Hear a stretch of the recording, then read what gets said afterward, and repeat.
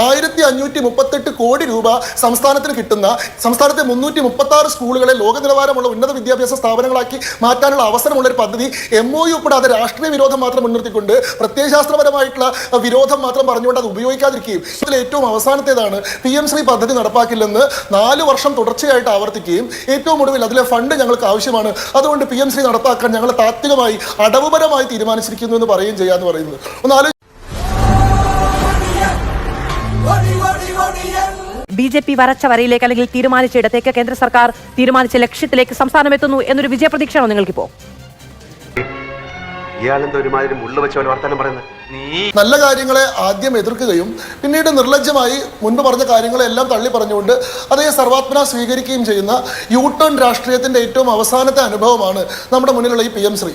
നമുക്ക് 2018 ആയുഷ്മാൻ ഭാരത് പദ്ധതി പ്രഖ്യാപിച്ച സമയത്ത് അന്നത്തെ ആരോഗ്യമന്ത്രിയായിരുന്നു തോമസ് ഐസക് ആ പദ്ധതി തന്നെ ഒരു തട്ടിപ്പാണ്, ഹോക്സ് ആണ്, സംസ്ഥാനത്തിന്റെ കാരുണ്യ പദ്ധതിയോട് കിടപിടിക്കാനുള്ള ശേഷി അതിനില്ല, അതുകൊണ്ട് ഇതിന്റെ ആവശ്യമില്ല എന്ന് പറയുകയും 2019 ആയുഷ്മാൻ ഭാരതിന്റെ ഭാഗമാവുകയും ചെയ്തു.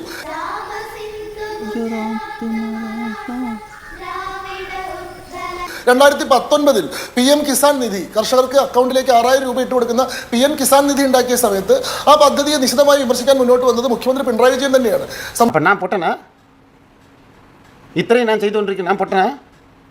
കർഷകർക്ക് കൊടുക്കുന്ന പദ്ധതിയോട് താരതമ്യം ചെയ്യാൻ കഴിയുന്നതല്ല, ഡബിൾ സ്കീമാണ്, 2 പദ്ധതി ഞങ്ങൾക്ക് ആവശ്യമില്ല എന്നാണ് പറഞ്ഞത്. 2019 ആയപ്പോഴേക്ക് നിലപാട് മാറ്റി PM കിസാൻ നിധി പൂർണ്ണമായിട്ട് നമ്മൾ നടപ്പാക്കുന്ന സാഹചര്യം ഉണ്ടായി.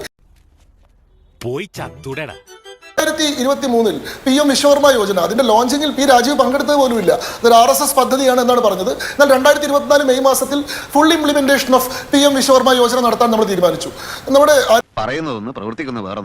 ആരോഗ്യമന്ത്രിയായിട്ടുള്ള വീണ ജോർജ് നമ്മുടെ എന്താ പറയുക പ്രൈമറി ഹെൽത്ത് സെന്റേഴ്സിന്റെ കാര്യത്തിൽ അത് ആരോഗ്യ മന്ത്രികളാക്കി മാറ്റാനുള്ള തീരുമാനത്തെ അതിനിശ്ചിതമായിട്ട് എതിർക്കുകയും മനുഷ്യന് വേണമെങ്കിൽ ഒരു നോക്ക് കണ്ടോളൂ.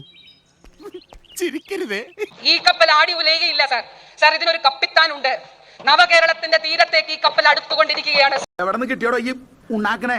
ഒരെണ്ണം കൊടുക്കട്ടെ സാറേ. ഒരു കാരണവശാലും ആരോഗ്യമന്ത്രികൾ സ്ഥാപിക്കില്ലെന്ന് പറയുകയും ഇപ്പോൾ നിലപാട് മാറ്റിയിട്ട് നമ്മുടെ പ്രൈമറി ഹെൽത്ത് സെന്ററുകളെല്ലാം ആരോഗ്യമന്ത്രികളായിട്ട് പുനർനാമകരണം ചെയ്യുകയും ചെയ്തിട്ടുണ്ട്. ഏറ്റവും അവസാനത്തേതാണ് PM ശ്രീ പദ്ധതി നടപ്പാക്കില്ലെന്ന് 4 വർഷം തുടർച്ചയായിട്ട് ആവർത്തിക്കുകയും ഏറ്റവും ഒടുവിൽ അതിലെ ഫണ്ട് ഞങ്ങൾക്ക് ആവശ്യമാണ്, അതുകൊണ്ട് PM ശ്രീ നടപ്പാക്കാൻ ഞങ്ങൾ താത്വികമായി അടവുപരമായി തീരുമാനിച്ചിരിക്കുന്നു എന്ന് പറയുകയും ചെയ്യാന്ന് പറയുന്നത്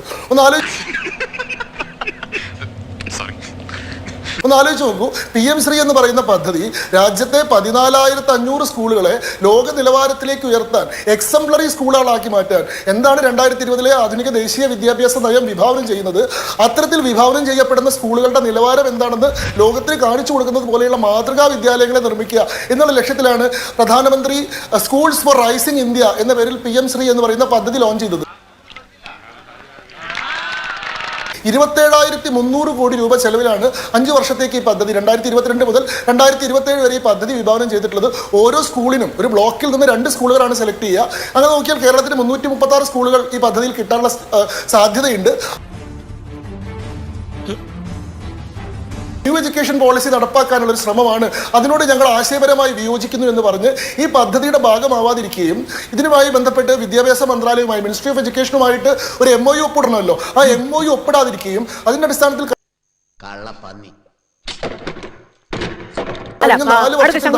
ബ്രാൻഡിംഗ് ആണ് എന്നുള്ളതാണ് ഇത്തരത്തിലുള്ള വിമർശനങ്ങൾ ഉണ്ടാകാനുള്ള ഏറ്റവും പ്രധാനപ്പെട്ട കാരണം. നേരത്തെ നമ്മൾ ഈ ലൈഫ് മിഷൻ പദ്ധതിയുമൊക്കെ അങ്ങനെ കണ്ടു. അങ്ങനെ നിനക്കിപ്പോ പ്രശ്നം എന്താണ്? ത്തിന് കേന്ദ്രത്തിന്റെ ഒരു ഫണ്ട് കിട്ടണമെങ്കിൽ അതിന്റെ പേരിൽ പ്രധാനമന്ത്രിയുടെ പേരും ഫോട്ടോയും അടക്കം ഈ പറയുന്ന വിശേഷണങ്ങളോടെ ഈ പറയുന്ന സ്തുതിയോടുകൂടി പ്രദർശിപ്പിച്ചാൽ മാത്രമേ കിട്ടുകയുള്ളൂ എന്ന് രാഷ്ട്രീയ സാഹചര്യം ഉണ്ടാക്കപ്പെടുന്നു എന്നുള്ളതാണ് വിമർശനത്തിന്റെ അടിസ്ഥാനം. കേരളത്തിലെ വിദ്യാലയങ്ങൾ വലിയ തോതിൽ മാറിയ വിദ്യാലയങ്ങളാണ് ഏറെക്കുറയും. അപ്പോൾ അതിന്റെ മുഴുവൻ അവകാശവാദങ്ങളും ഭാവിയിൽ ഈ പറയുന്ന ശിലാഫലകത്തോടൊപ്പം അല്ലെങ്കിൽ അങ്ങനെയുള്ള ആ എഴുത്ത് കുത്തിനൊപ്പം പ്രധാനമന്ത്രി അല്ലെങ്കിൽ കേന്ദ്ര സർക്കാരിന്റെ ഫണ്ടോടുകൂടി വികസിപ്പിച്ച സ്കൂളുകൾ എന്ന നിലയ്ക്കാണ് എന്നൊരു അവകാശവാദം ഉണ്ടാകും എന്നുള്ളത് കൊണ്ടാണ് എതിർപ്പ് സ്വാഭാവികമായും രാഷ്ട്രീയമായി ഉണ്ടാകുന്നത്.